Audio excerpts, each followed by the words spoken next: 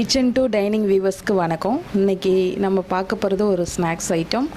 இது புரட்டாசி மாதங்கிறதுனால non veg பிரியர்கள்லாம் non veg சாப்பிட முடியாமல் ரொம்பவே கஷ்டப்படுவாங்க. ஸோ அதனால் ஒரு நான்வெஜ் ஸ்டைல்லே நம்ம ஒரு ஸ்நாக்ஸ் ரெடி பண்ண போகிறோம். அது எதை வச்சுன்னா மீல் மேக்கர் வச்சு.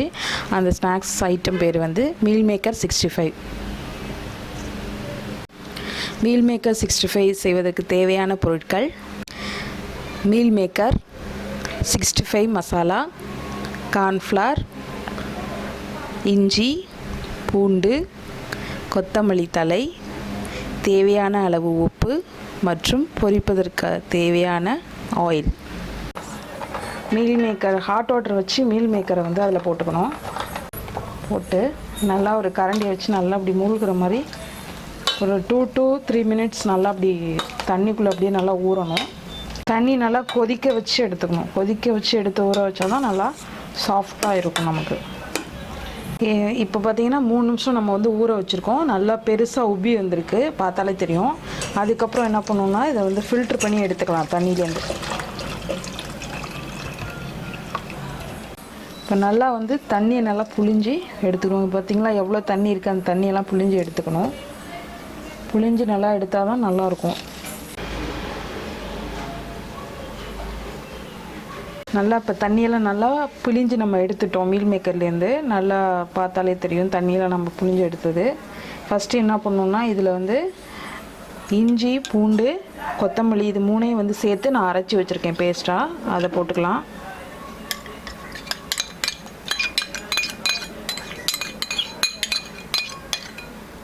அதுக்கப்புறம் 65 மசாலா போட்டுக்கலாம்.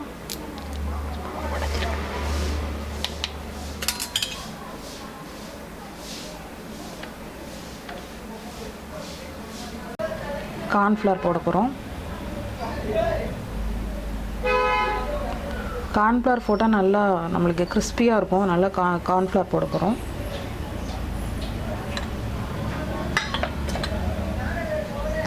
தேவையான அளவு உப்பு,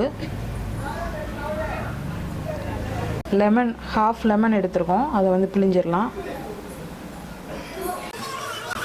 இப்போ எல்லாத்தையும் சேர்த்து நல்லா மிக்ஸ் பண்ணியாச்சு. இது அப்படியே என்ன பண்ணணுன்னா 10 to 15 minutes நம்ம நல்லா அப்படியே ஊற வைக்க போகிறோம்.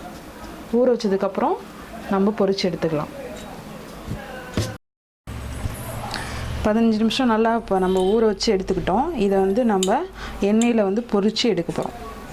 ஆயில் நல்லா ஹீட் ஆகிடுச்சு. இப்போ நம்ம போட்டு ஆயிலில் பொரிச்சு எடுத்துக்கலாம்.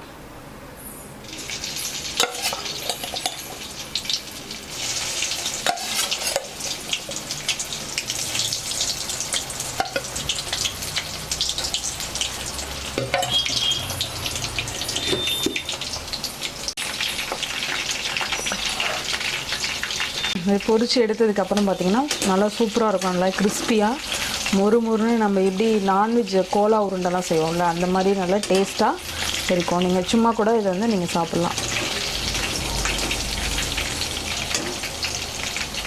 இது நல்லா கோல்டன் ப்ரௌன் ஆகிற வரைக்கும் நம்ம எண்ணெயில் அப்படி வச்சுக்கணும்.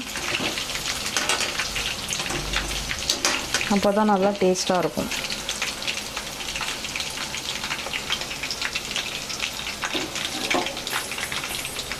நல்லா இப்போ கோல்டன் ப்ரௌன் ஆயிடுச்சு. நம்ம இதை எடுத்துடலாம். இப்போ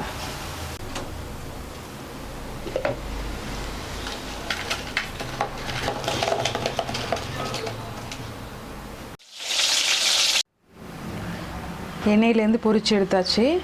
ரொம்பவே சூப்பரான கிறிஸ்பியான மீல் மேக்கர் 65 தயார். இதை நம்ம அப்படியே சூடாக சர்வ் பண்ணலாம். சூடாக சாப்பிட்டா நல்லா டேஸ்டியாக இருக்கும்.